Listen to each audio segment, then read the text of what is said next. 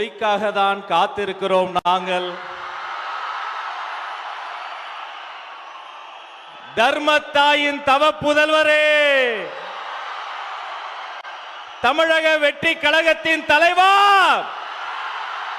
தலைவா வா, தலைமை ஏற்க வா, தலைமை உரைத்தா. தமிழக வெற்றி கழகத்தின் தலைவர் வேலூரில் இதோ உங்கள் முன்னால்.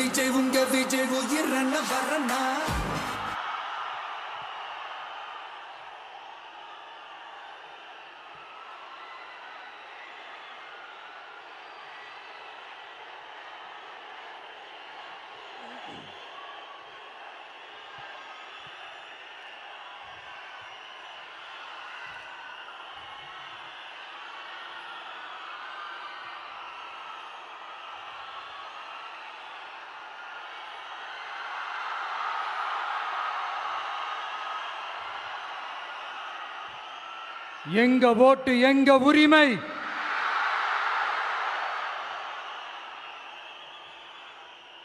எங்களை யாரும் விலைக்கு வாங்க முடியாது.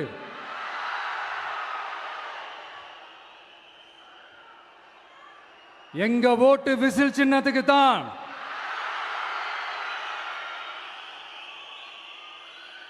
யாரையும் நம்பி ஏமாற மாட்டோம். எங்க வார்த்தையிலிருந்து மாற மாட்டோம். இது நிஜம். தேங்க்யூ.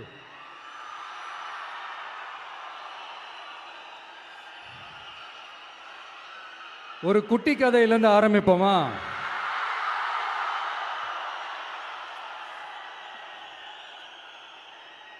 ஒரு பெரிய ஊரு, ஒரு 4 ரோடு ஜாயிண்ட் ஆகிற மாதிரி ஒரு ஜங்ஷன், ஒரு பிஸியான ஏரியா, ஆள் நடமாட்டம் அதிகமாக இருக்கக்கூடிய ஒரு ஏரியா. அங்கே சென்டரில் ஒரு முரட்டு ஜல்லிக்கட்டு காலை ஒன்று நின்றுட்டு இருக்குது. காலில் மண்ணை வீசிக்கிட்டு சீறிக்கிட்டு அப்படியே நின்றுட்டு இருக்குது. யாருமே பக்கத்தில் போக முடியல. அந்த இடம் ஒரு கேஷுவலாக மாறணும் அப்படின்னா அந்த காளையை அடக்கி அமைதி ஆக்கினா தான் மறுபடியும் ஒரு பேக் டு நார்மல் சுச்சுவேஷனுக்கு அந்த இடம் மாறும். அந்த ஊரில் இருக்கிற ஒரு சில பேருக்கு மட்டும்தான் அந்த காளை அடங்கும். அவங்க யாருமே அங்கே இல்லை. ஆனால் அந்த க்ரௌடில் இருந்த ஒரு சில பேர், ஆல்ரெடி அந்த காளையை அடக்கணவங்களோடு இருந்த ஒரு சில பேர், எங்களுக்கு இல்லாத அனுபவமா? நாங்க பார்க்காத காளையா? நாங்க பார்க்காத மாடா? நாங்க போய் அடக்குறோம்னு சொல்லிட்டு உள்ள போறாங்க. ஒருத்தராலையும் அந்த காளையை தொடக்கூட முடியல. எல்லாரையும் அடிச்சு வீசி தூக்கி போட்டுருச்சு. இப்ப என்னடா பண்றது அப்படின்னு பார்க்கும்போது அந்த கூட்டத்தை விலக்கிட்டு ஒரு சின்ன பையன் ஒரு என்ட்ரி ஒன்று கொடுக்குறான். உங்களுக்கு தான் தெரியும்ல, டேய் எங்களாலே முடியல, நீ எல்லாம் என்னத்தை போய் கிழிக்க போற? எங்களுக்கு அவ்வளோ அனுபவம் இருக்குது, நாங்களே அடிபட்டு ஓரமாக படுத்து கிடக்கிறோம். இவன் விளையாட்டுத்தனமா ஏதோ பண்ணிட்டு கிடக்கிறான், பாவம் அந்த காளைகிட்ட போய் அடிபட்டு சாவ போறான். பச்சா பையன், அந்த பையன், இந்த பையன், அண்டர் எஸ்டிமேட் பண்றது, ஏளனமா பேசுறது, இப்படி ஒரு பக்கம். இன்னொரு பக்கம் பரிதாபப்பட்டு, ஐயோ பாவமே, இப்படி தனியா போய் மாட்டிக்கிட்டானே, அந்த காளைகிட்ட என்ன பண்ண போறானோ அப்படின்ட்டு ஒரு பக்கம் பரிதாபப்பட்டு பேசுறாங்க.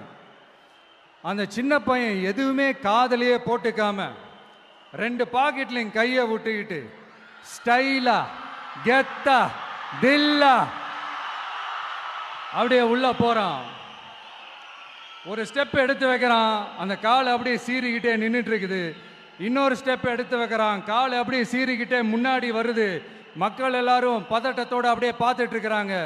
இன்னொரு ஸ்டெப் எடுத்து வைக்கிறான், கால் அப்படியே முட்டை வரும்போது பாக்கெட்டுக்குள்ள மறைச்சி வச்சிருந்த 2 புல்லுக்கட்டு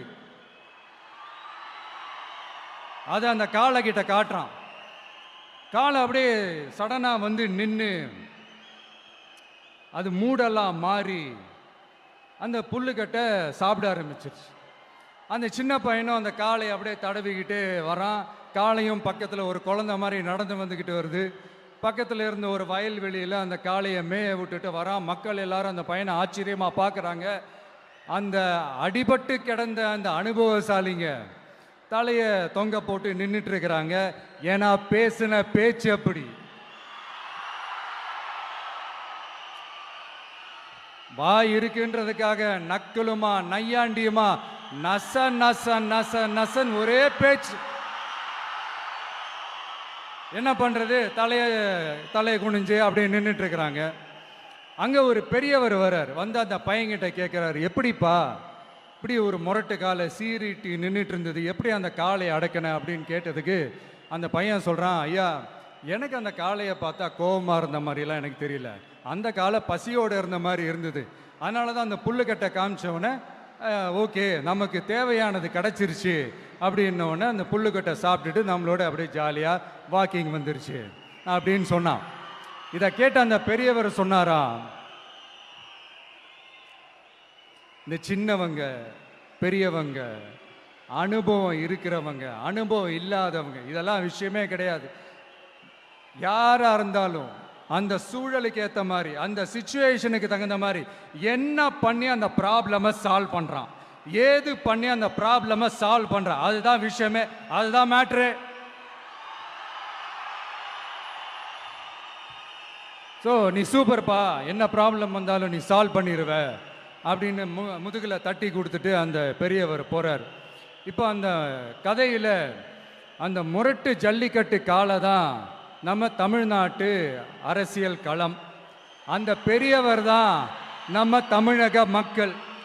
அந்த பாக்கெட்டுக்குள்ள ஸ்டைலா தில்லா கெத்தா ஒருத்தன் உள்ள வந்தான் பாருங்க, அவன்தான்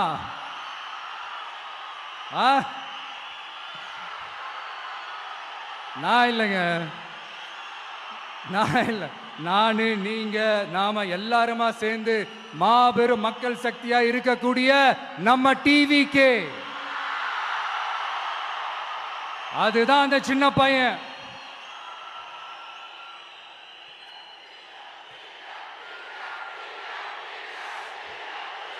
தேங்க்யூ தேங்க்யூ தேங்க்யூ.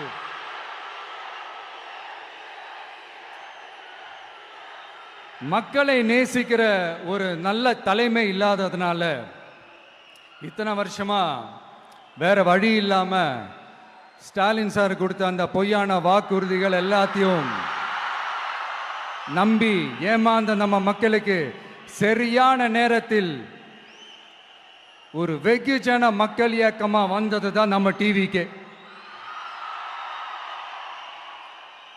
அந்த முரட்டு ஜல்லிக்கட்டு கால கதை ஏன் சொன்னோம், எதுக்கு சொன்னோம், யார் யாருக்கெல்லாம் சொன்னோங்கிறது புரிய வேண்டியவங்களுக்கு புரியும்னு நினைக்கிறேன்.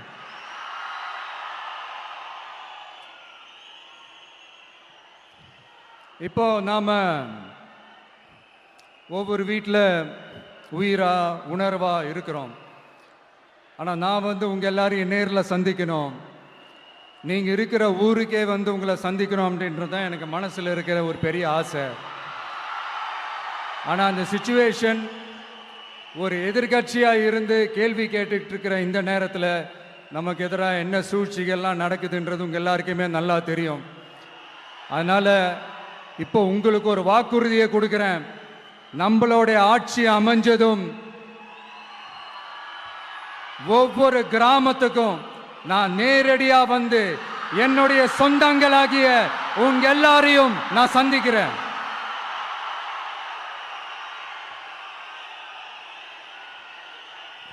கொஞ்ச நாளைக்கு முன்னாடி நம்ம ஸ்டாலின் சார் ஒரு உருட்டு ஒன்று உருட்டினாரு, நீங்க கேள்விப்பட்டிருப்பீங்க. இப்போ வரப்போற எலெக்ஷன் எதுக்கான எலெக்ஷன்? நம்ம சட்டமன்றம், தமிழ்நாடு சட்டசபைக்கான ஒரு தேர்தல் இல்லையா? இதே தமிழ்நாட்டுக்கும் டெல்லிக்குமான ஒரு எலெக்ஷன் அப்படின்னு சொல்றாங்க. இன்னும் கொஞ்சம் மேலே போய் தமிழ்நாட்டுக்கும் என்டிஏவுக்குமான ஒரு எலெக்ஷன் அப்படின்னு சொல்றாங்க. என்ன சார், டெல்லியில் ஏதாவது நிற்க போறீங்களா? அப்புறம் ஏன் தமிழ்நாட்டுக்கும் டெல்லிக்குமான ஒரு எலெக்ஷன் சொல்றீங்க? அப்புறம் இது ஏதாவது பார்லிமெண்ட் எலெக்ஷனா? பிரதமர் பதவிக்கு ஏதாவது போட்டி போடுறீங்களா? அப்புறம் ஏன் அதை தமிழ்நாட்டுக்கும் என்டிஏவுக்குமான ஒரு எலெக்ஷன் சொல்றீங்க? எங்களுக்கு புரியலையே சார், இது என்ன லாஜிக்னு எங்களுக்கு புரியலையே. எந்த எலெக்ஷனை எப்படி டீல் பண்ணணும், எப்படி ஹேண்டில் பண்ணணுன்றது நம்ம தமிழ்நாட்டு மக்களுக்கு தெளிவாக தெரியும். நம்ம தமிழ்நாட்டு மக்கள் மாதிரி ஒரு தெளிவான மக்களை நீங்க பார்க்கவே முடியாது.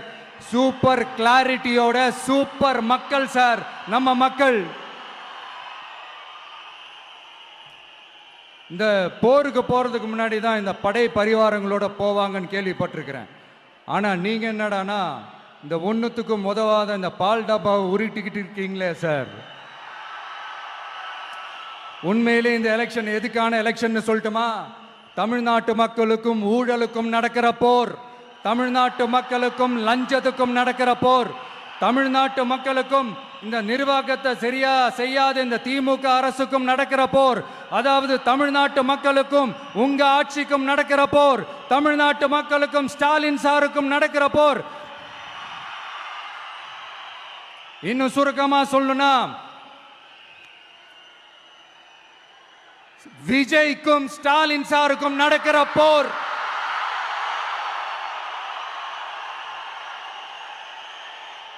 இதுக்கு நடுவில் இந்த என்டிஏ டெல்லி இதெல்லாம் என்ன லாஜிக்னே புரிய மாட்டேங்குது சார். தமிழ்நாடு தான் விஜய், இந்த விஜய் தான் தமிழ்நாடு. தூய சக்தி டிவிகேவுக்கும் தீய சக்தி டிஎம்கேவுக்கும் தான் இந்த போர். இப்படி உக்கிரமா இருக்கிற இந்த போர்ல மறுபடியும் ஒன்றுத்துக்கும் உதவாத இந்த பால் டப்பாவை உருட்டிக்கிட்டு இன்னொரு காமெடி வேற. அது என்னடானா அவரோட ஆட்சியில தான் தமிழ்நாடு சூப்பர் ஸ்டார் மாநிலமா இருக்குதான். கரெக்ட், தமிழ்நாடு சூப்பர் ஸ்டார் மாநிலம் தான். காமராஜர் அவர்கள் டைம்ல, அண்ணா அவர்கள் டைம்ல, எம்ஜிஆர் அவர்களோட ஆட்சியில. இன்னைக்கு ஒன்னுத்துக்கும் உதவாத இந்த உல்டா மாடல் ஆட்சியில தமிழ்நாடு சூப்பர் ஸ்டார் மாநிலமாலாம் ஒண்ணு இல்ல, சூப்பர் ஸ்டாண்ட் அப் காமெடிக்காரர் நடத்துற மாநிலமா மாறிடுச்சு. மக்களே, உங்களுக்காக மட்டுமே தான் வர தடைகள், சதிகள், சூழ்ச்சிகள் எல்லாத்தையும் தாண்டி இந்த 2026 இந்த தேர்தலில் டிவிக்கு தில்லா நிற்கும்.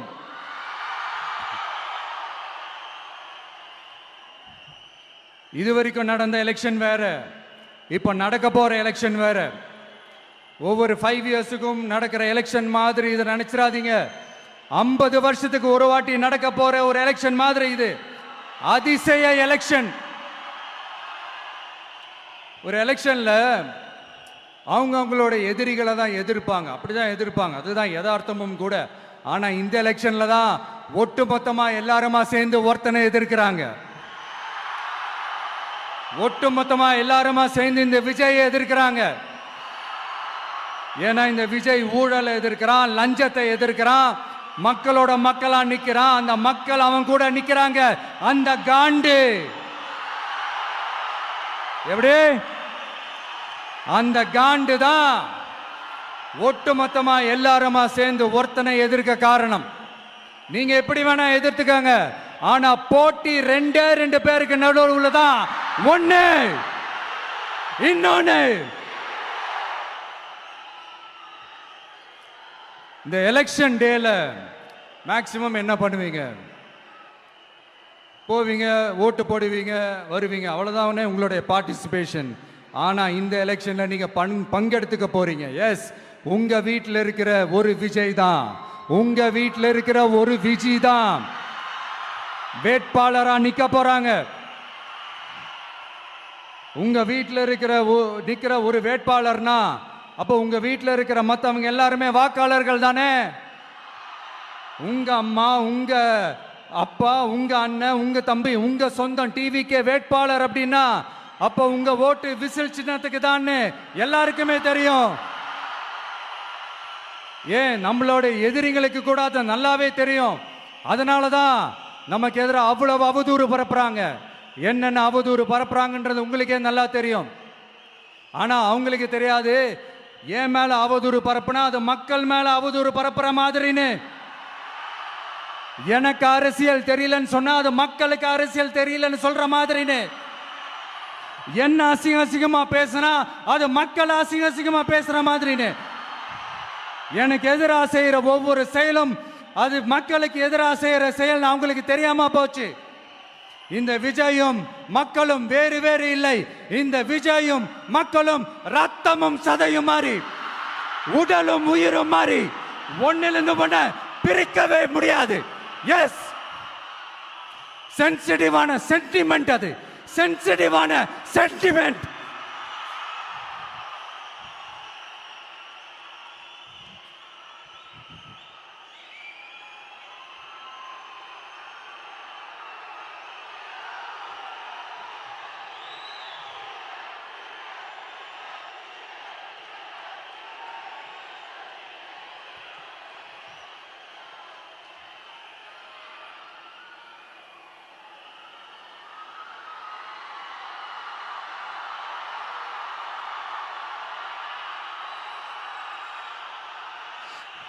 நான் சாரி, இதை யாரும் அசைக்க முடியாது. மக்களை நேசிக்கிற விஜய் வேணுமா, மக்கள் விரோத ஆட்சி நடத்துற ஸ்டாலின் சார் வேணுமா? இந்த விஜய் நம்புறீங்களா, ஸ்டாலின் சார் நம்புறீங்களா? Proof, this is the proof.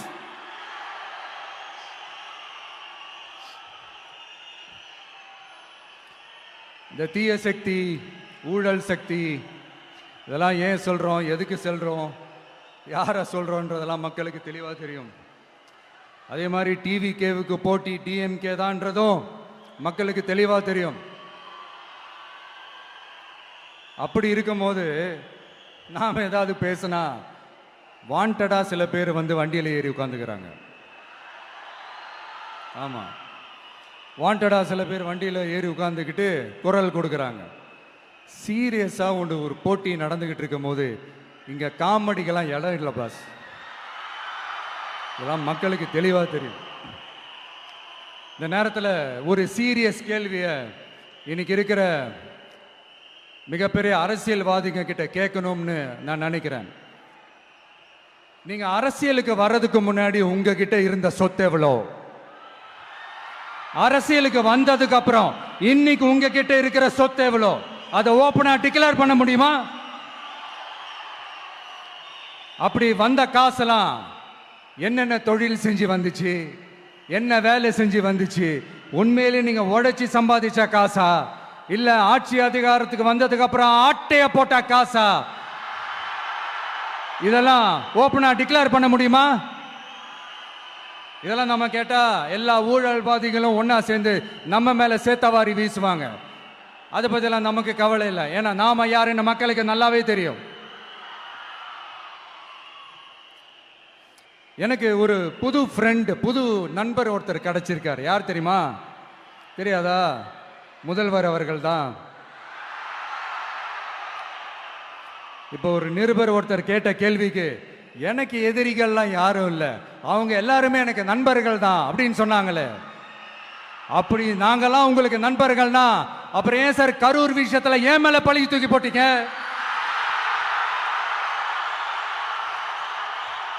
உங்களுக்கு மனசாட்சின்னு ஒண்ணு இருந்தா அப்படி பேசிருப்பீங்களா?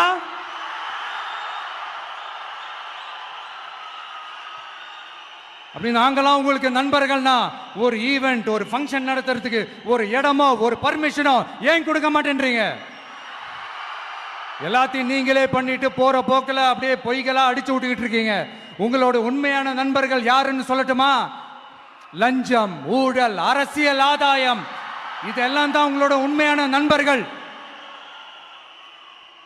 பர்சனலா நீங்க எப்படி வேணா இருந்துக்கங்க சார், நமக்கு அதை பத்தி கவலை இல்லை, நமக்கு அது அவசியமும் இல்லை. ஆனா உங்க ஆட்சி தான் தப்பான ஆட்சி, தமிழ்நாட்டுக்கு தேவையில்லாத ஆட்சி. கொஞ்ச நாளைக்கு முன்னாடி கற்பனையா ஒரு விஷயம் ஒன்று சொன்னேன். இந்த முதல்வர் கூட விசில் சின்னத்துக்கு தான் வாக்களிப்பாரு அப்படின்ட்டு கற்பனையா ஒன்று சொன்னேன். ஆனா இன்னைக்கு நிஜமாவே நமக்கு ஆதரவா ஒரு கோஷத்தை எழுப்பியிருக்கிறாங்க. அது என்ன தெரியுமா? எங்க வாக்கு சாவடி வெற்றி வாக்கு சாவடியா. அதுக்கு அர்த்தம் என்ன தெரியுமா? எங்க வாக்கு சாவடி விஜய் வாக்கு சாவடின்னு அர்த்தம்.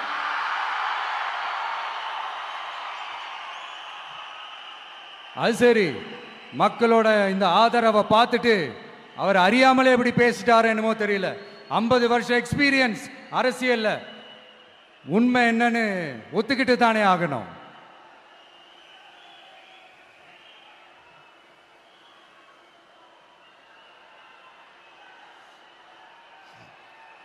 ஜனநாயகம்ங்கிறது பெரும்பான்மை ஆட்சி அதிகாரம் சார்ந்தது மட்டும் இல்லை, சிறுபான்மை மக்களின் உரிமைகள் உணர்வுகளும் புனிதம்னு நினைச்சு அதையெல்லாம் காப்பதற்கு பெயர் தான் ஜனநாயகம்னு 1963 அறிஞர் அண்ணா பார்லிமெண்ட்ல பேசினதை நாம இங்க சொல்றது ரொம்ப பொருத்தமா இருக்கும்.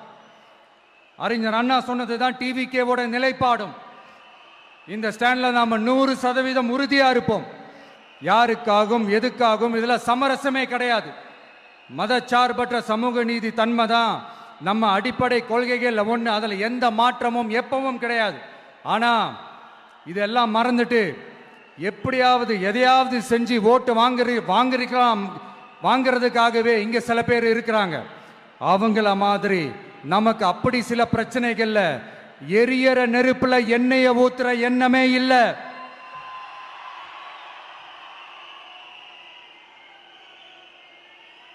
இங்க சில அரசியல் கட்சிகளும் சில அரசியல் தலைவர்களும் ஒரு சில நேரங்களில் அமைதியா இருந்தாலே போதும், ஒரு பிரச்சனையும் வராது.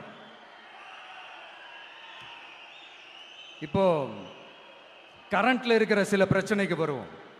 இந்த கரண்ட் பிரச்சனைக்கு வருவோம். மாசம் மாசம் கரண்ட் பில்லு கட்டுற மாதிரி மாத்துவோம்னு சொன்னீங்களே, செஞ்சீங்களா? நிறைய வீடுகளில் 100 யூனிட் தான் அந்த கரண்ட்டு செலவாகுது ஒரு மாசத்துக்கு. மாசம் மாசம் நீங்க அந்த பில்லு கொடுத்தீங்கன்னா அவங்களுக்கு அது ஃப்ரீ ஆயிடும். அவங்க அந்த காசை கட்ட தேவையே இல்லை. ஆனா 2 மாசத்துக்கு ஒரு வாட்டி அந்த பில்லு கொடுத்தீங்கன்னா, இப்போ சப்போஸ் அது 200 யூனிட்டுக்கு மேல போச்சுன்னா அது அவங்களுக்கு ஒரு மிகப்பெரிய சுமை தானே. இது எந்த கணக்கில் எடுத்துக்கிறது? ஒரு மாதிரி ஒரு மாடர்ன் கரப்ஷன் அப்படின்னு எடுத்துக்கலாமா? அடுத்து பஸ் வசதி. நிறைய கிராமங்கள்ல பஸ் வசதி இல்லைன்னு சொன்னா இந்த ஒட்டுமொத்த திமுக அரசும் கத்திக்கிட்டு வந்துருவாங்க. நாங்க பஸ் விடாத கிராமங்களே இல்லை அப்படின்னு சொல்லுவாங்க. அப்படி அது உண்மை அப்படின்னா முதல்வர் அவர்கள் கிட்ட நம்ம தங்கச்சி ஒருத்தவங்க ஒரு கேள்வி கேட்டாங்களே, எங்க ஊருக்கு ஒரு மினி பஸ் ஆவது விடுங்க சார் அப்படின்னு கேட்டாங்களே, அது எந்த கணக்கில் எடுத்துக்கிறது? நிறைய மலை கிராமங்கள்ல பஸ் வசதி இல்லை, நிறைய மலை கிராமங்கள்ல ஹாஸ்பிட்டல் வசதி இல்லை. இது ரெண்டுமே எவ்வளவு முக்கியமான ஒரு விஷயங்கள். பஸ் வசதியும் ஹாஸ்பிட்டல் வசதியும் இல்லாததுனால வீட்டிலேயே பிரசவம் பார்க்கிற அந்த ஆபத்து இருக்குதுன்னு எவ்வளவு நியூஸ் பார்க்கிறோம். இதெல்லாம் எந்த கணக்கில் சேர்த்துக்கிறது? அடுத்து இது எல்லா மீட்டிங்லயும் பேசுறதுதான் பெண்களுக்கு பாதுகாப்பு நம்பர் 1 இருக்குது தமிழ்நாட்டில் அப்படின்னு சொல்றாங்க. அப்புறம் அது என்ன வி சேஃப் மாடலா? பெண்கள் என்ன சொல்றாங்க தெரியுமா? அது வி சேஃப் மாடல் இல்ல, வி ஆர் நாட் சேஃப் மாடல்னு சொல்றாங்க. இப்படி இருக்கிறப்போ தமிழ்நாட்டில் எங்க போனாலும் பெண்களுக்கு பாதுகாப்பு அப்படியே கொட்டி கிடக்குதான். இப்படி சொன்னா எப்படி சார்? கேட்கிறவங்க என்ன கேசரி சாப்பிடுறாங்க நினைச்சீங்களா?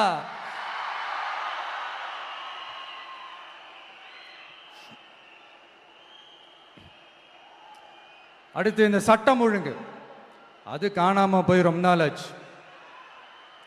இவன் வேற, இந்த விஜய் வேற, எங்க போனாலும் இந்த மக்கள் கிட்ட இந்த சட்டம் ஒழுங்கை பத்தி பேசி ஞாபகப்படுத்திக்கிட்டே இருக்கான்னு முதல்வர் அவர்கள் அவங்க கூட இருக்கிறவங்க கிட்ட எல்லாம் சங்கடப்பட்டாராம். நாம் என்ன பண்றது? நாம தான் தமிழ்நாட்டோட விசில் ப்ளோயர் ஆச்சே. நாம் எப்படி சைலண்டா இருக்க முடியும்? நாமளும் கேள்வியா கேட்கிறோம், ஆனா பதிலெல்லாம் வந்த மாதிரியே தெரியல. இருந்தா தானே வர்றதுக்கு, வச்சுக்கிட்டா வஞ்சனை பண்றாரு. 5 வருஷமா பதிலே சொல்லாம அப்படியே கடந்து வந்துட்டாரு. ஆனா இனிமே அப்பெல்லாம் இருக்க முடியாது, பதில் சொல்லி ஆகணும். மக்களே, இந்த தீய சக்தி, இந்த அட்ராசிட்டிய ஒரு எண்டு கார்டு போடணும் அப்படின்னா அவங்கள சுவிட்ச் ஆஃப் பண்றது தான் ஒரே சொல்யூஷன். அதுக்கான ரிமோட் தான் வரப்போற எலெக்ஷன். அந்த ரிமோட்ல நீங்க அழுத்த வேண்டியது ஒரே ஒரு ஆப்ஷன், அதுதான் நம்ம விசில் சின்னத்தோட பட்டன். இத 4 விஷயத்தை நீங்க செஞ்சாலே போதும். ஒவ்வொரு இவிஎம் மிஷின்லயும் விசில் சின்னத்துக்கு நேரா இருக்கிற அந்த பட்டனை பச்சக்கு பச்சக்கு பச்சக்குன்னு ஒரு அழுத்துங்க. எப்படி? அவ்வளவுதான். நாம காஞ்சிபுரத்தில் பேசும்போது நம்மளுடைய விஷன் என்னன்னு சொன்னோம். இப்போ அதனுடைய கண்டினியூஷனா சில விஷயங்கள் இங்க நான் சொல்லணும்னு ஆசைப்படுறேன். இப்பவும் சொல்றேன், உறுதியா சொல்றேன், சத்தியமா சொல்றேன். பெண்கள், பெண் குழந்தைகள், ஆண் குழந்தைகள் பாதுகாப்பு நம்ம ஆட்சியில் நம்பர் 1 இருக்கும். சட்டம் ஒழுங்கு ரொம்ப ரொம்ப ஸ்ட்ரிக்டா இருக்கும். அரசு பள்ளிக்கூடங்களும் கல்லூரிகளும் முதல் தரமா இருக்கும். போட்டி தேர்வுகளுக்குன்னு லட்சங்களை கொட்டி தனி கோச்சிங் சென்டர் போய் படிக்க அவசியமே இருக்காது. ஏன்னா கவர்மெண்ட் ஸ்கூல், காலேஜ் சிலபஸே போட்டி தேர்வுகளை ஈஸியா சந்திக்கிற வகையில் அந்த ஸ்டாண்டர்டுக்கு ஏத்த மாதிரி அமைக்கப்படும். உயர்நிலை பள்ளி பாடத்திட்டங்களிலேயே அடிப்படை அரசியல் சாசன சட்டம் சேர்க்கப்படும். மாநில மற்றும் ஒன்றிய அரசு அலுவலகங்கள், வங்கிகளின் செயல்பாடுகள் மற்றும் அவற்றை அணுகும் முறை குறித்து மாணவர்களுக்கு தெளிவான புரிதலை ஏற்படுத்தும் வகையில் தேர்வுகள் அற்ற செயல்முறை பாடமாக கற்பிக்கப்படும். இந்தியா முழுக்க உள்ள ஒன்றிய அரசு சார்ந்த கல்வி நிலையங்கள் மற்றும் அதன் சேர்க்கை அட்மிஷன் குறித்து புரிதலும் தெளிவும் மாணவர்களுக்கு உருவாக்கப்படும். அனைத்து அரசு பள்ளிகளிலும் பெண் குழந்தைகளுக்கு சுத்தமான, சுகாதாரமான மற்றும் தரமான கதவுகள் பொருத்தப்பட்ட ரெஸ்ட் ரூம்கள் அமைப்பது உறுதி செய்யப்படும். போதைப் பொருட்கள் இல்லாத தமிழகம் உருவாக்கப்படும். மாவட்ட கலெக்டர்கள் மற்றும் எஸ்பிக்களில் சரி பாதி பெண்களாக இருக்கும்படி செய்வோம். மலை கிராமங்களில் அரசு ஆரம்ப சுகாதார நிலையங்கள் பிரசவம் பார்க்கும் வசதியுடன் அமைக்கப்படும். பஸ் போக்குவரத்து இல்லாத கிராமங்கள் மற்றும் மலை கிராமங்களே இல்லை என்ற நிலை உருவாக்கப்படும். ஏற்கனவே அமைப்பு சாரா தொழிலாளர்கள் அமைப்பு இருந்தாலும் ஆட்டோ, டாக்ஸி மற்றும் லாரி டிரைவர்களுக்கென அவர்களின் நலன்களுக்காகவும் குடும்ப நலன்களுக்காகவும் தனியாக நல வாரியம் அமைக்கப்படும். தென் தமிழகம் உட்பட தமிழகத்தின் தேவையான பகுதிகளில் தொழிற்சாலைகள் அமைக்கவும் தொழில் வளம் பெருக்கவும் தனி கவனம் செலுத்தப்படும். விவசாயிகள், மீனவர்கள் மற்றும் நெசவாளர்களின் கருத்துக்களை அறிந்து அவர்களுக்கான திட்டங்கள் காலத்தின் தேவைக்கேற்ப உருவாக்கப்படும்.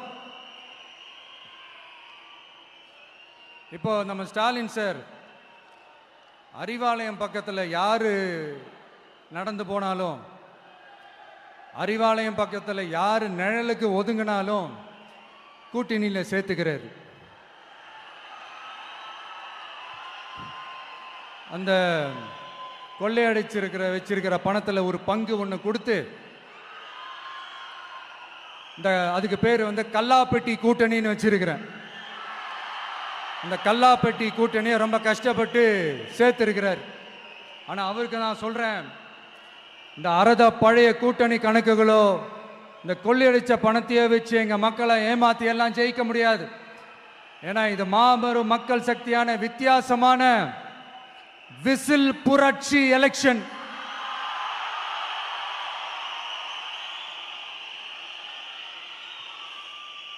உங்களோட நான் இருக்கேன், நம்மளோட நம்ம மக்கள் இருக்கிறாங்க. இதுக்கு மேல என்ன வேணும்?